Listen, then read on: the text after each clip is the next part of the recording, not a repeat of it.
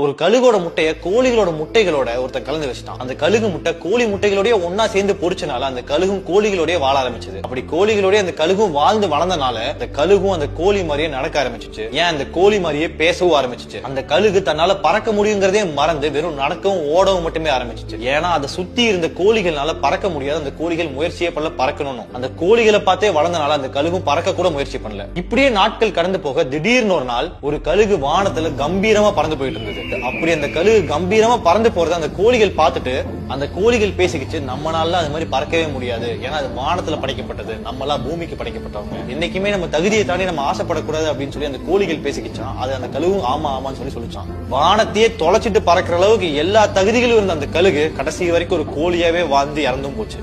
அந்த கழுகு மட்டுமா கோழிகளோட ஒன்னா சேர்ந்து வாழ்ந்துட்டு இருக்கு? நம்மள எத்தனை பேர் கழுகு மாதிரி எல்லா தகுதிகளும் நம்ம கோழிகளோட சுத்திக்கிட்டு இருக்கோம். வானத்தையும் தாண்டி பறக்கிற அளவுக்கு ஒவ்வொருத்தனுக்குள்ளயும் ஒரு திறமை இருக்கு. ஆனாலும் நம்ம சுத்தி இருக்கவங்க கோழிகளா இருக்கனால நம்ம கழுகு அப்படிங்கறதே மறந்துடுறோம்.